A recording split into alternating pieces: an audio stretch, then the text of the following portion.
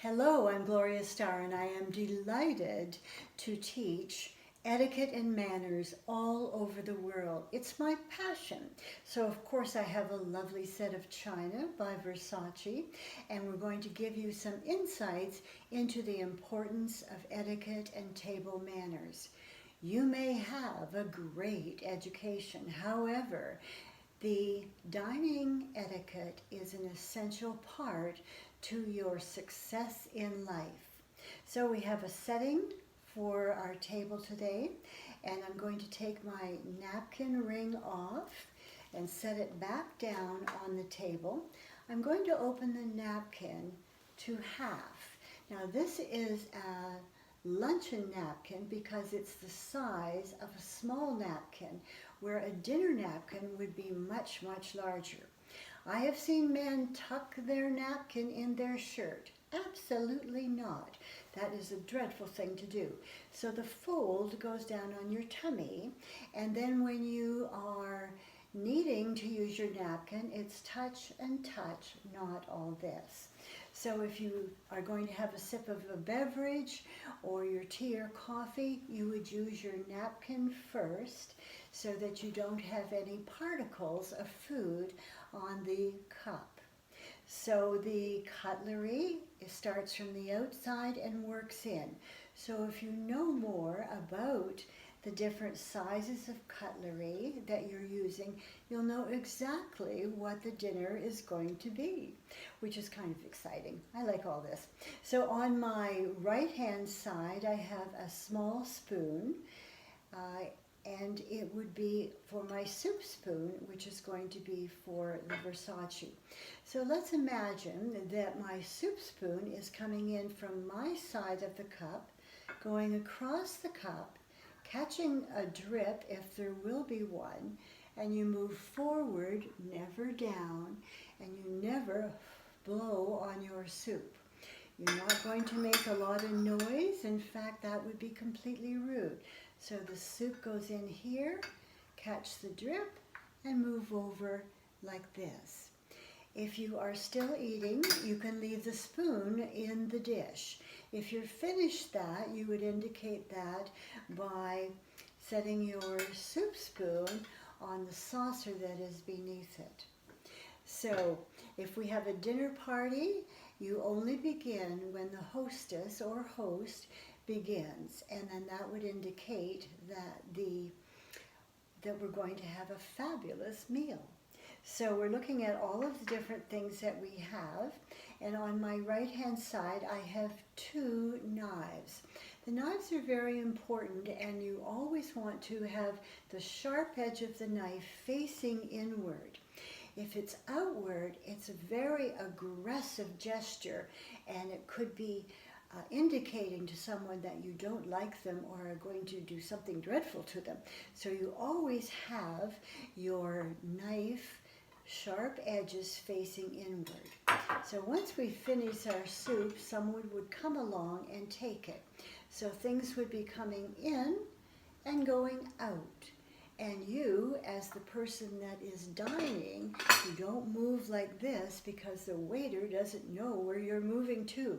So remain in a similar position so that we have no spills. So we have next the indication by our cutlery with a small fork, which could mean a salad fork, and a knife. So when you have salad or an appetizer, you cut and eat like this. This is a European way. Other people in the United States and Canada do things very differently, but if you want to have a global effect, I highly recommend that you learn the European way. So you cut once, you don't cut, and then go like this. That would not be as elegant as you deserve to be. So it's cut and do this. And you're going to move forward, but never down. If you are not finished your salad and you wish to have a sip of your wine, then you would do this and reach for the glass. If you are finished, you would put your cutlery together like this. I don't recommend putting it like this, but just side by side. So it could be a 6-12 position, or it could be an 8-10 position. And then when everyone is finished with their salad, then the staff would take the salad from this direction because they brought it from this direction. And we usually make sure that we're all about the same pace of eating. And if your host or hostess is finished eating, then you are too, even if you are not. If you don't like the item that has been served, you never ever acknowledge that, but you just would pretend that you're eating here and there and working on that. So you would have this taken away as your salad, and then another plate like this would appear from the right hand side, and you always remain stable like this so that there's no chance of any accidents. And then when everyone has been served at your table of 6 or 8, then you would begin. If you are at a buffet, you can begin to eat even if not everyone is at your table. So we would be able to do that, and that means that the wait staff has taken my items. I'd like to feature this particular plate. This is the Versace china, and I absolutely love china, and I spent more money on my china than my car. So we love china.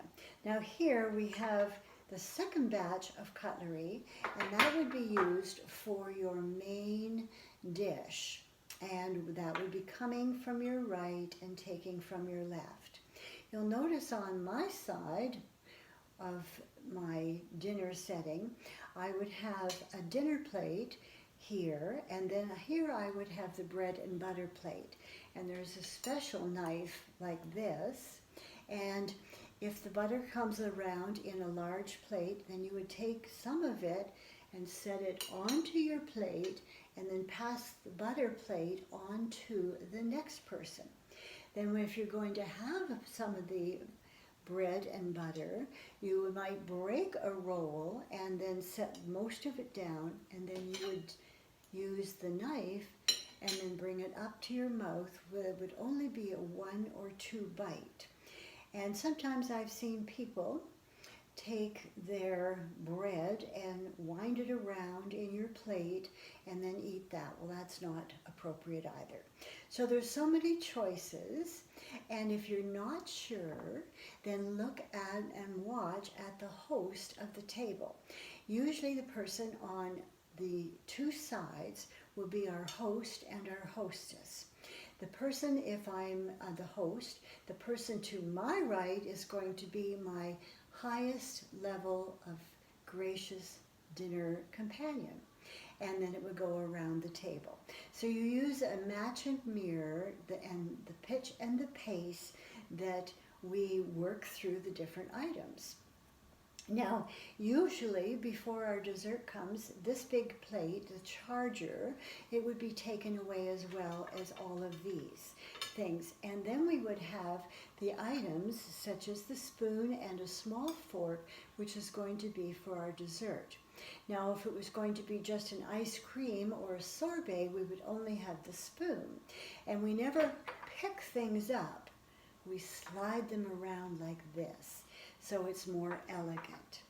Now here on this side, I have a cup that could be for tea or coffee. And I remember in France being very embarrassed when someone at my table put their hand on top of the cup to indicate to the waitstaff that they did not want any coffee. So completely inappropriate.